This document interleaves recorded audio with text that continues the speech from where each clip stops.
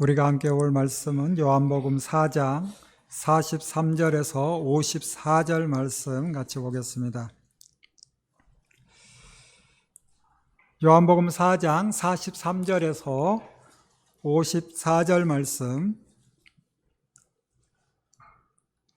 우리 43절에서 45절까지만 교독합니다. 제가 먼저 43절을 읽겠습니다. 이틀이 지남에 예수께서 거기를 떠나 갈릴리로 가시며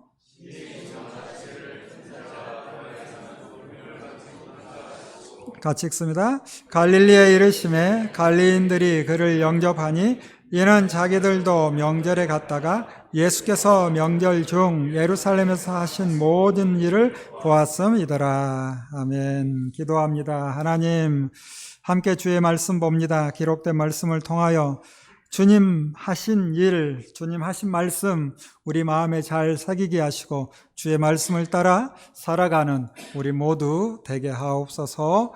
예수님 이름으로 기도합니다. 아멘. 우리는 사도 요한이 전하는 예수님의 행적을 살펴보고 있는데, 지난번에 봤듯이 주님은 유대를 떠나 갈릴리로 가시는 길에 사마리아에 있는 수가라 하는 동네 한 여자에게 복음을 전하고 그를 통해 그 동네의 많은 사람들이 예수님을 믿게 됩니다.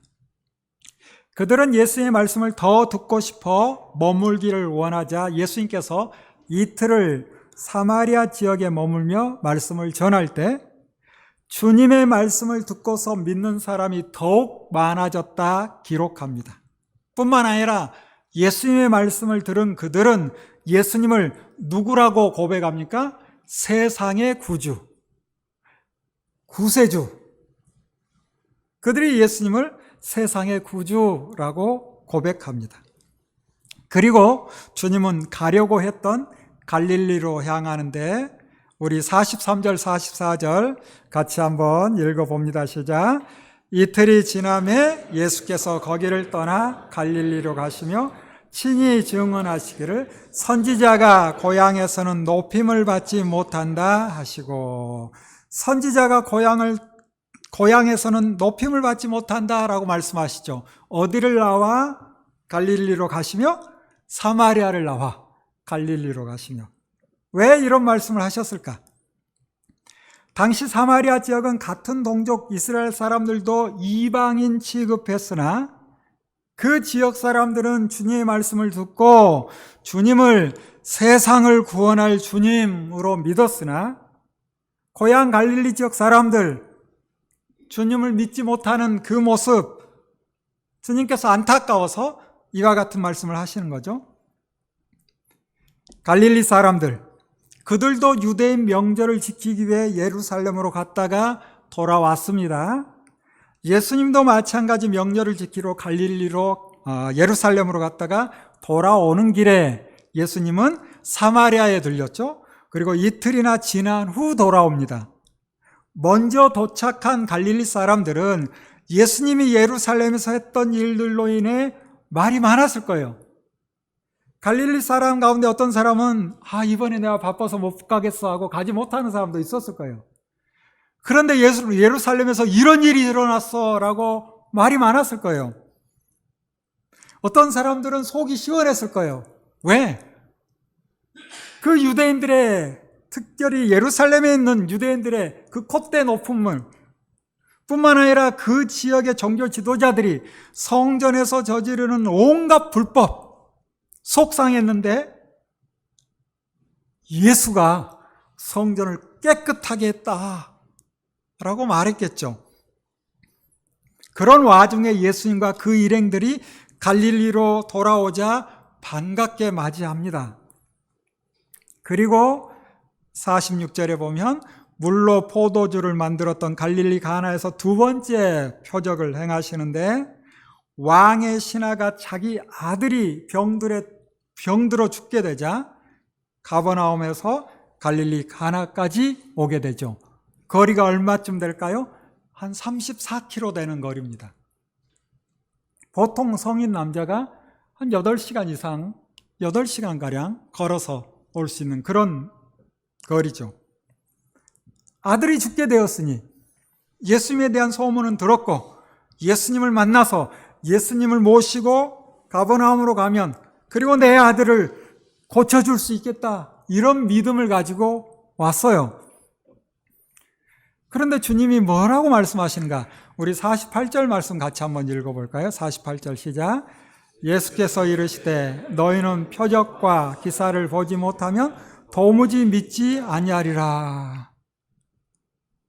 뜬금없는 말씀을 하시는 것 같죠? 아마 아이의 아버지는 아들이 죽어가고 있으니 주님의 말씀이 잘 들리지 않았을 거예요. 그래서 다시금 주님께 내 아이가 죽기 전에 가서 살려달라, 함께 내려갑시다 간청합니다. 그런데 주님께서 뭐라 하세요? 돌아가라는 거예요. 그러면서 하시는 말씀이 너의 아들이 살 것이다 말씀합니다. 아버지는 황당하지 않았을까? 같이 가서 병을 살펴보고 고쳐줄 것으로 기대하고 왔으나 주님은 죽지 않을 테니 걱정 말고 돌아가라 말씀합니다. 그냥 두면 죽을 것이라고 생각한 아버지는 주님이 오시면 살 것으로 생각하지만 주님은 내가 안 가도 아들은 살 테니 돌아가라 말합니다. 여러분이 아버지라면 그냥 돌아갈 수 있어요? 그렇다고 강제로 예수님을 데려갈 수도 없죠. 달리 방법이 없어요. 그냥 돌아가야죠. 과연 어떤 마음으로 돌아갈까? 여러분이라면 어떤 마음으로 돌아갈 것 같아요? 우리는 창세기부터 요한계시록까지 하나님의 말씀을 알고 있기 때문에 주님이 어떤 분인지 알고 주의 말씀을 들으면 아, 내 아들이 살았구나 라고 돌아갈 수 있겠지만 2000년 전 아직 주님이 누군지 정확히 모르는 그들의 그리고 그 아버지 쉽지 않았을 것 같아요. 자기 생각에는 주님이 함께 가지 않으면 죽을 것 같으나 주님은 죽지 않을 테니 돌아가라 라고 말합니다. 자, 무엇을 붙들어야 돼요? 여러분의 생각을 붙들 거예요? 주님의 말씀을 붙들 거예요? 살려야죠. 살려야 되지 않아요? 여러분 믿음이 없을 때 예전에 교회 다니기 전에 혹시 주님을 영접하기 전에 그런 마음이 있지 않았을까? 어려서부터 신앙생활을 했다면 그렇지 않겠지만 종종 들어왔죠? 예수 천당 불신지요. 저 말 같지 않은 소리 그렇게 들었을 거예요. 그런데 말 같지 않은 소리지만 이왕이면 뭘 붙들고 싶어요? 그것도 관심 없어요? 주님이 가서 살펴보고 고쳐주길 바랬는데 돌아가래요. 그냥 살 거래. 아이고 죽었구나 하는 마음으로 돌아갈래요. 아, 주님이 산다겠으니 그래 믿어보자. 이 사람은 예수님이 하신 말씀을 믿고 돌아갔다라고 기록합니다. 34km 되는 길, 거의 하룻길, 어떤 마음으로 갔을까? 가버나움으로 가는 도중에 종들이 마중 나와 아이가 살았다라고 하니 아이가 살았다는 그 말도 정말 중요하지만 궁금한 게 있는 거예요. 언제부터 열이 떨어졌느냐? 언제 괜찮아졌느냐라고 묻는 거죠. 왜? 주님의 말씀이 생각나는 거죠. 주님의 말씀을 믿고 갔지만 정말 이런 일이 일어날까라는 마음이었던 것 같아요. 언제 낫기를 시작했느냐? 어제 7시에 열기가 떨어졌습니다 라고 하니 아, 주님이 말씀하신 그때 주님이 말씀하신 내 아들이 살 것이다 라는 그 말씀, 그리고 그와 그의 온 집안이 주님의 말씀을 믿었다 라고 기록하죠. 이 일이 갈릴리로 오신 후 행하신 두 번째 표적입니다. 예수님이 주가 돼야죠. 신하의 아들이 산 그 또 신하의 믿음이 좋고, 이건 두 번째 문제고, 주님이 누구라는 거예요? 죽어가는 사람도 살리는 하나님의 아들 예수 그리스도이심을 사도 요한은 요한복음을 통해서 밝히는 거죠. 그리고 이제 5장에서는 다시 예루살렘에서 있었던 일을 기록하는데, 우리 5장 1절 말씀을 같이 읽어볼까요? 5장 1절 시작. 그 후에 예루살렘에 유대인의 명절이 되어 예수께서 예루살렘에 올라가셨다 하고 있죠. 요한복음을 기록한 사도 요한은 주님이 북쪽 갈릴리 지역에서 주로 활동하시지만 남쪽 유대 지역 예루살렘에서 있었던 일을 중점적으로 기록하고 있는 것을 발견할 수 있을 거예요. 왜 그럴까 생각해 보면, 우리가 이미 봤던 마태, 마가, 누가복음은 갈릴리 중심의 기록이었죠. 그러니 약 30년 후에 기록한 요한은 그들이 빠뜨린 사실들과 이미 기록되어 있지만 중요한 사건들은 다시 기록하여 우리에게 더 풍성한 주님의 발자취를 보게 합니다. 여기 6월절의 명절이라고 하고 있는데, 여러분 6월절 명절 하면 생각나죠? 새 명절, 6월절, 오순절, 초막절. 유대인들은 성전이 있는 예루살렘에 이 세 명절을 지키기 위해서 모여요. 이유가 어디에 있습니까? 신명기 16장 16절. 뭐라고 기록되어 있어요? 너희 가운데 모든 남자는 1년에 3번 곧 무교절이 바로 6월절과 겹치죠. 77절이 오순절이죠. 초막절. 이 세 절기에 너희 하나님 여호와께서 택하신 곳에 모여라. 그리고 한 주간 그곳에서 하나님께 예배드리며 절기를 지키라 라고 말씀하죠. 그러므로 예루살렘 북쪽 갈릴리뿐 아니라 세계 각처에 흩어진 유대인들까지 절기에 맞춰 예루살렘으로 모여듭니다. 여기 5장 1절에 유대인의 명절이라고 하고 있는데, 6월절일까요? 아니면 오순절일까요? 혹은 초막절일까요? 2장 23절에 6월절 절기를 지켰고 사마리아를 지나 갈릴리로 와서 다시 절기를 지키러 올라갔다 하니 벌써 한 해가 지난 6월절은 아닌 것 같기도 하죠. 그래서 오순절일 수도 있겠죠. 아니면 초막절일 수도 있겠죠.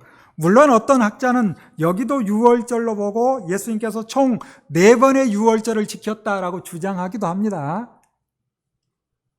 정확히 3번의 6월절을 지킨 건 기록에 나와요. 자, 더 중요한 것은 무슨 일이 있었는가?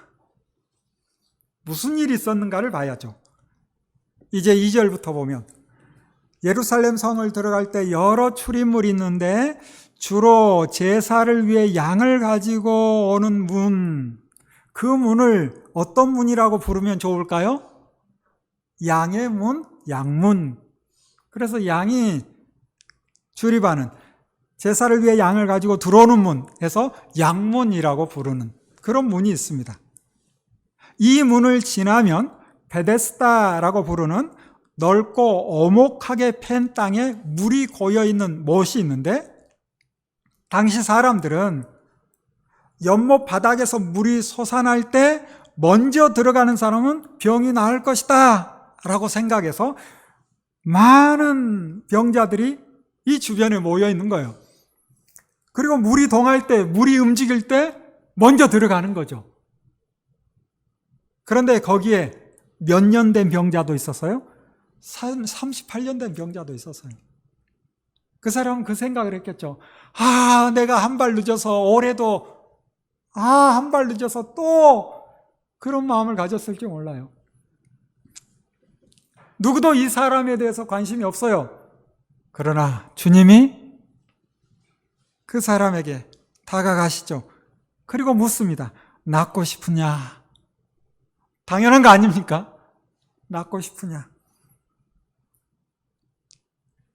이때 그가 낳고 싶으나 물이 움직일 때 남들이 나보다 먼저 들어갑니다.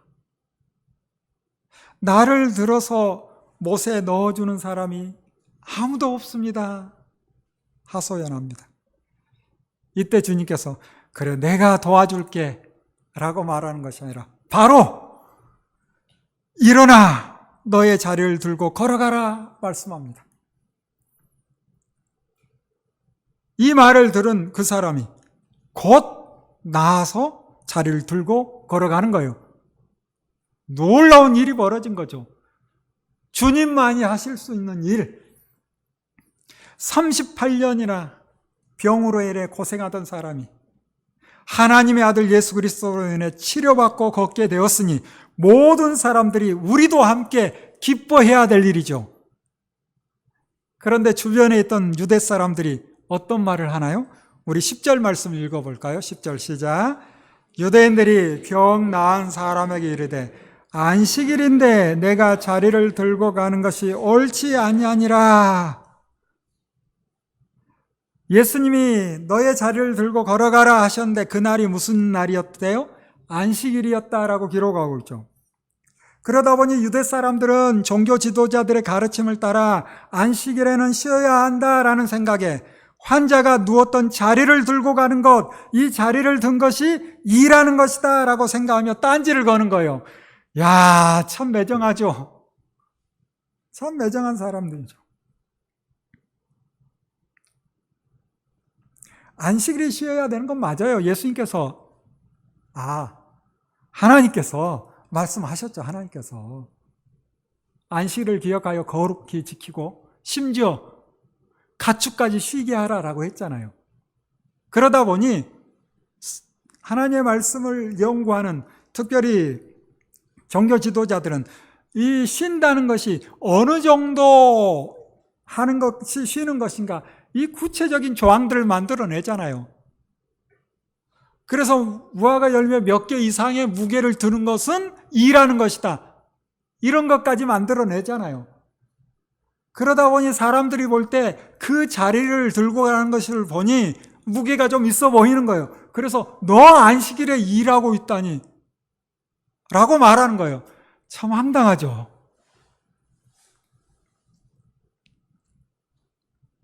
그래서 병에서 나은 사람이 그들에게 뭐라 하는가?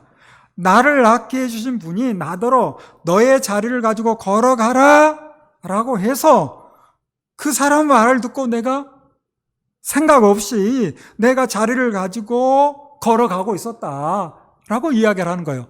그러면 안식일에 이 일을 시킨 그 사람이 누구냐? 라고 또 따지죠. 그래서 이 사람이 내가 그가 누구인지는 알지 못한다. 나도 처음 봤다. 그 사람 찾아봐라 하는데 명절이라 사람이 너무 많아요. 찾아도 없는 거예요. 뿐만 아니라 예수님께서는 그 자리를 빠져나가셨다라고 기록하고 있죠. 그리고 그 후에 성전에서 예수님을 만나게 되는데 주님께서 그 사람에게 더 나쁜 일이 생기지 않도록 죄를 짓지 말라 하시자 이 사람은 이분이 나를 고쳐줬고 이분은 이 예수구나 라는 것을 알게 되고 누구에게 가요? 유대인들에게 가서 나를 고쳐주신 분이 예수다 라고 전합니다. 고자질한 건가요? 이 사람이 왜 유대 사람에게 이런 말을 했는지 알 수는 없어요. 문제는 이 일로 인해 유대인들이 예수를 박해하기 시작하는데 여기에 주님께서 어떤 말씀까지 하시는가? 그들을 향해 내 아버지께서 이제까지 일하고 계시니 나도 일한다 라고 말합니다. 이 말은 불난 집에 기름을 부은 격이 되는 거예요. 안식일을 범한 것도 문제인데 안식일에 어떤 사람에게 일을 시킨 것도 문제인데 내 아버지께서 이제까지 일하고 계시니 나도 일한다 라고 말하니, 그래서 이제 어떤 일이 벌어지는가? 우리 18절 말씀 같이 한번 읽어볼까요? 같이 읽습니다. 시작. 유대인들이 이로 말미암아 더욱 예수를 죽이고자 하니 이는 안식일을 범할 뿐만 아니라 하나님을 자기의 친아버지라 하여 자기를 하나님과 동등으로 삼으심이로라. 유대인들이 예수를 죽이려 하는 두 가지 이유가 정확하게 드러나죠. 첫 번째는 뭡니까? 안식일을 범했다는 거예요. 두 번째는 하나님을 자기 아버지라고 했다는 거예요. 당시 유대인들은 아버지와 아들이 동등하다라고 생각했으니 어찌 사람이 하나님과 동등한 위치에 있을 수 있느냐라고 하면서 신성모독 이렇게 몰아갑니다. 그들은 예수님이 하나님의 아들 성자 하나님이라는 사실을 모르기에 이런 반응이 나올 수밖에 없고, 그들은 하나님의 이름을 망령되이 여긴 예수를 죽이는 것이 누구를 위한 것이다? 하나님을 위한 것이다 라고 생각하는 거예요.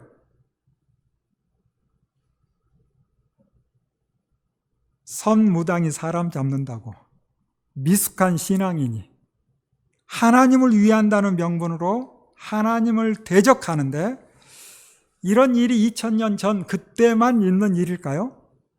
지금도 종종 일어날 수 있습니다.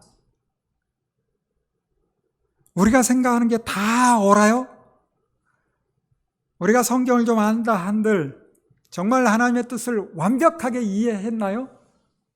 그렇지 않을 수 있어요. 내가 아는 걸 가지고 다른 사람을 함부로 정죄하거나 미워하거나 조심해야 될 때가 있죠. 그래서 야고보서 1장 19절에 사람마다 듣기는 속히 하고 말하기는 더디하며 성내기도 더디하라 라고 하니, 우리는 말하기 전에 주님의 말씀을 충분히 들어야 합니다. 우리는 말하기 전에 창세기부터 요한계시록까지 기록된 하나님의 말씀을 충분히 배워야 돼요. 이름 있는 어떤 사람을 통해서 들은 것만 가지고 전부인 양 생각해서도 안 돼요. 내가 충분히 하나님의 말씀을 읽고 배워서 어떤 말을 해야 되고 무엇에 대해서 옳고 그름을 분별해야 되는지. 자, 이어지는 이제 19절부터 47절까지 주님이 어떤 분인지, 주님께서 자기를 죽이려는 그들을 향해서 자기 정체성을 드러내시는 거죠. 주님이 하신 말씀 제가 대신해서 읽어드릴 테니 여러분 눈으로 보고 귀로 듣고 마음으로 새기며 따라오시길 바랍니다. 19절 보면 내가 진실로 진실로 너에게 이르노니 아들이 아버지께서 하시는 일을 보지 않고는 아무것도 스스로 할 수 없나니 아버지께서 행하시는 그것을 아들도 그와 같이 행하느니라. 아버지께서 아들을 사랑하사 자기가 행하시는 것을 다 아들에게 보이시고 또 그보다 더 큰 일을 보이사 너희로 놀랍게 여기게 하시리라. 아버지께서 죽은 자들을 일으켜 살리신 것 같이 아들도 자기가 원하는 자들을 살리느니라. 아버지께서 아무도 심판하지 아니하시고 심판을 다 누구에게 맡기셨으니 아들에게 맡기셨으니 나에게 맡겼다라고 말하고 있죠. 이는 모든 사람으로 아버지를 공경하는 것 같이 누구를 공경하게 하려 함이심이라? 아들을 나를 공경하게 하려 하심이라. 내가 곧 성자 하나님이다 라고 밝히시는 거죠. 아들을 공경하지 아니하는 자는 그를 보내신 아버지도 공경하지 아니하느니라. 너희들이 하나님을 공경하고 하나님을 섬긴다라고 한다면 나를 공경하고 나를 섬기라 라고 말하고 있는 거예요. 이 말을 들은 유대인의 마음은 어떨까요? 아, 그렇구나 하고 받아들여야 되는데 더 분이 일어나는 사람이 있겠죠? 내가 진실로 진실로 너희에게 이르노니, 내가 진정으로 너희에게 말하는데 내 말을 듣고 또 나 보내신 이를 믿는 자는 영생을 얻었고 심판에 이르지 아니하나니 사망에서 생명으로 옮겼느니라. 진실로 진실로 너희에게 이르노니 죽은 자들이 하나님의 아들의 음성을 들을 때가 오나니 곧 이때라. 듣는 자는 살아나리라. 아버지께서 자기 속에 생명이 있음 같이 아들에게도 생명을 주어 그 속에 있게 하셨고 또 인자됨으로 말미암아 심판하는 권한을 주셨느니라. 우리 28절 29절 같이 읽어볼까요? 시작. 이를 놀랍게 여기지 말라. 무덤 속에 있는 자가 다 그의 음성을 들을 때가 오나니 선한 일을 행한 자는 생명의 부활로 악한 일을 행한 자는 심판의 부활로 나오리라. 이런 일이 있을 거라는 거예요. 언제? 주님이 다시 오시는 그때 무덤 속에 있는 모든 사람이 주님의 음성을 들을 때가 있다라고 말합니다. 그리고 모두 부활하는 거예요. 믿음이 있고 없고를 떠나 다 부활하는 거예요. 그런데 어떤 사람은 생명의 부활로, 어떤 사람은 심판의 부활로, 어떤 사람은 영원한 생명을 얻기 위한 부활을 하지만 어떤 사람은 영원한 형벌에 들어가기 위해 부활합니다. 그래서 요한계시록 20장 14절 15절에 생명책에 기록되지 못하는 사람은 둘째 사망 곧 불못에 던져지고 믿는 사람은 생명의 부활로, 믿지 않는 사람은 심판의 부활이 있을 것이다 말씀하는 거죠. 그렇다면 믿는다는 것은 무엇일까? 믿는다는 것은 삼위일체 하나님을 머리로 아는 것이죠. 아는 거예요. 그리고 하나님을 가슴으로 믿는 거죠. 그리고 하나님의 말씀을 몸으로 실천하는 것까지 믿는다라고 말하는 거예요. 지정의, 지성과 감성과 의지까지 전인적으로 믿는 것을 말하는 거죠. 그렇기 때문에 믿는 자는 반드시 그의 삶에서 무엇이 드러나요? 선한 삶이 드러나는 거예요. 내가 믿음이 있는가 없는가를 생각할 수 있는 좋은 방법은 무엇인가? 내가 선한 삶을 살려고 노력하는가? 내 마음속에 선한 삶을 추구하고 있는가? 스스로 점검해 보세요. 전혀 없다. 심각한 겁니다. 전혀 없다. 심각한 거예요. 부족하다. 부족할 수 있어요. 아직 믿음이 연약해서 그래요. 그러나 성령 하나님을 더 의지하며 내 안에 계시는 성령 하나님의 뜻을 따라 살아가려고 할 때, 내가 자그마한 선한 삶을 살아갈 때 성령께서 더 힘을 주사 더 귀하고 큰 일을 할 수 있게 해주시는 거예요. 자라가는 거예요. 그래서 믿는다는 것은 단지 머리로만, 가슴으로만이 아니라 우리의 몸으로 실천하는 것까지 전인적으로 우리의 믿음이 드러나는 거죠. 계속해서 30절에 내가 아무것도 스스로 할 수 없노라. 듣는 대로 심판하노니 나는 나의 뜻대로 하려 하지 않고 나를 보내신 이의 뜻대로 하려 함으로 내 심판은 의로우니라. 성부 하나님께서 성자 하나님께 심판을 다 위임하셨는데 그 심판은 또 누구의 뜻대로 하시는 거예요? 성부 하나님의 뜻대로 하시는 거죠. 그래서 성부 하나님과 성자 하나님이 한 분이신 거예요. 성령 하나님까지 삼위일체 하나님이시죠. 내가 만일 나를 위하여 증언하면 내 증언은 참되지 아니하되 나를 위하여 증언하시는 이가 따로 있으니 나를 위하여 증언하시는 그 증언이 참인 줄 아노라. 내가 옳다라는 말을 내 스스로 나만 하지 않겠다라는 거예요. 주님을 믿지 못하는 유대인들을 향해 자신의 정체를 밝히며 영원한 생명으로 나올 것을 말씀하시고 계시는 주님, 여전히 믿지 못하는 사람들이 많았으나 그들을 향해 내가 나를 증언하지만 나만 증언하지 않겠다. 나를 증언하는 5 증언을 내가 여러분에게 소개하겠다라고 말씀하신 거죠. 이 5가지 증언 우리 같이 한번 볼까요?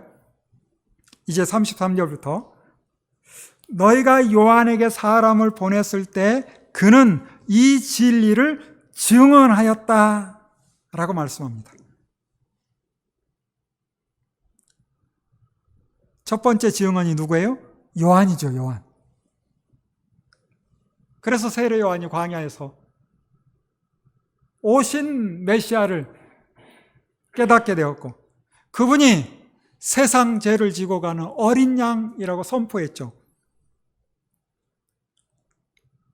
그래서 첫 번째 그들이 잘 아는 세례 요한을 그들에게 내세우면서 그가 나를 증언했다라고 말씀하시죠.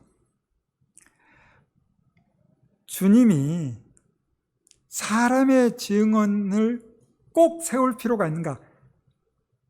그렇지 않아도 될 것 같아. 그냥 선포만 해도 되는 거죠. 그런데 왜 이렇게까지 할까? 한 영혼이라도 더 주님 앞에 나와 영원한 생명 가운데 살아가기를 원하시는 거죠. 성부 하나님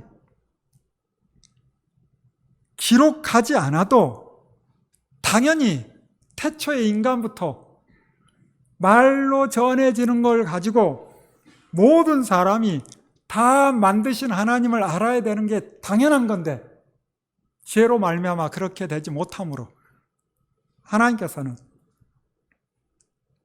기록에 남겨 만물의 근원을 밝히고 창조주 하나님을 알려주시죠.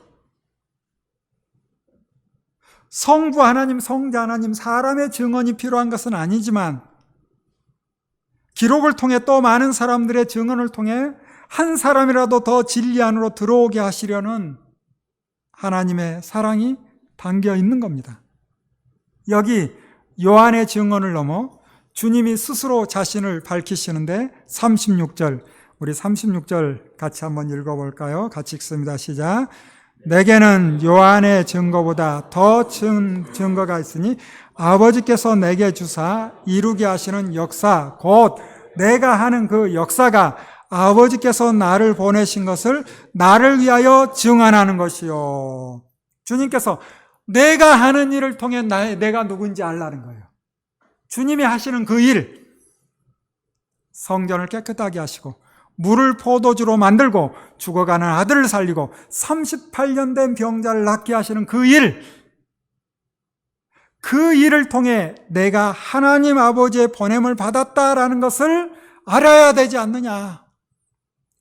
앞으로 더 놀라운 일, 우리의 죄를 위해서 십자가에서 죽으시고 부활하시는 그 일까지, 그 일을 통해서 예수가 그리스도이심을, 그분이 하나님의 아들이심을 우리는 알아야 되는 거죠. 세 번째 증언 37절에 보듯이 나를 보내신 아버지께서 친히 나를 위하여 증언하신다 라고 말씀하시죠.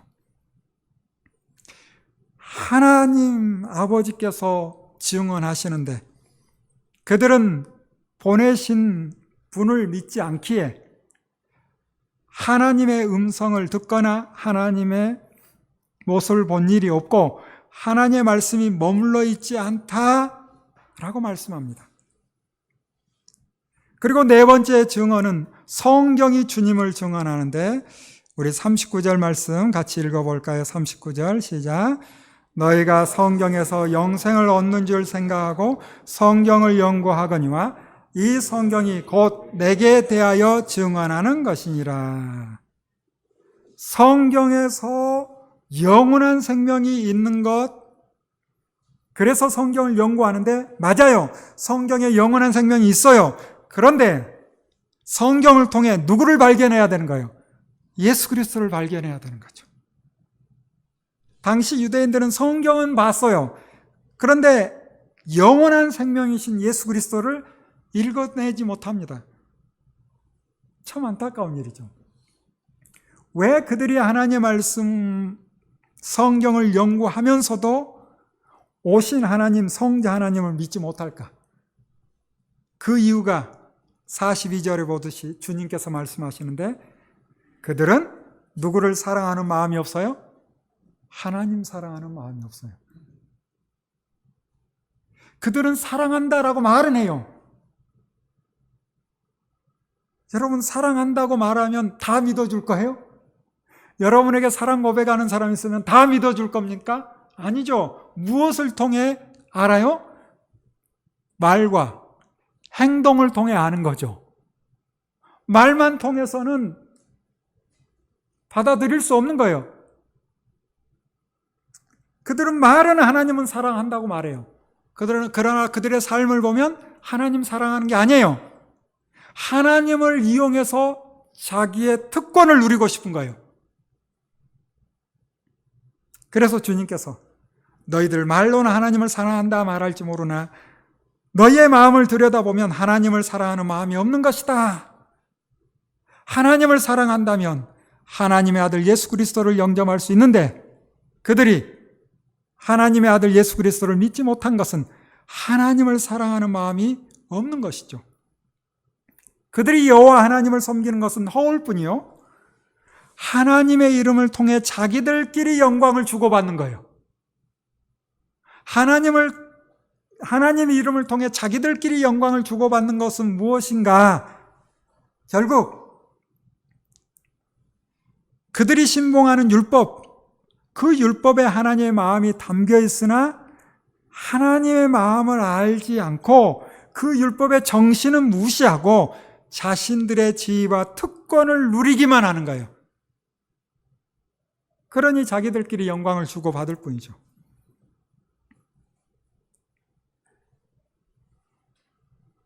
결국 율법을 기록한 모세가 너희를 고발할 거라 하는데, 우리 45절 말씀 읽어볼까요? 45절 시작. 내가 너희를 아버지께 고발할까 생각하지 말라. 너희를 고발하는 이가 있으니 곧 너희가 바라는 자 모세니라. 너희들이 그토록 존경하고 따르는 모세가 오히려 너희를 고발할 거라 말하며, 다섯 번째 증언으로 모세오경이라고 부르는 율법서, 이것은 모세가 나를 두고 기록한 것이요, 너희가 모세의 글을 읽었다면 나를 믿었을 것이다 말합니다. 결국 모세가 예수 그리스도를 증언하고 있다라는 거죠. 우리 주님 예수 그리스도, 그분은 성자 하나님이시오, 하나님의 아들이시죠. 그분이 우리를 구원하기 위해 이 땅에 오셨습니다. 영원한 생명을 주시기 위해 오신 예수 그리스도, 오늘 우리에게 주어진 영원한 생명을 붙들고 날마다 주님과 함께 살아가는 우리 모두 되기를 바랍니다. 기도하겠습니다. 주님, 이 땅에 오셔서 영원한 생명을 주고자 하시는데 여전히 믿지 못하고 심지어 하나님의 아들 예수 그리스도를 죽이려 하는 사람들까지 생겨나는 안타까운 현장을 들여다봅니다.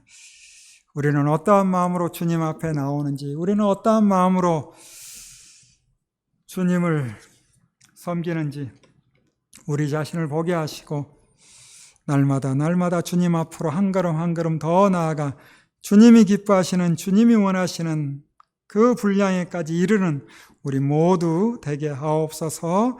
예수님 이름으로 기도합니다. 아멘.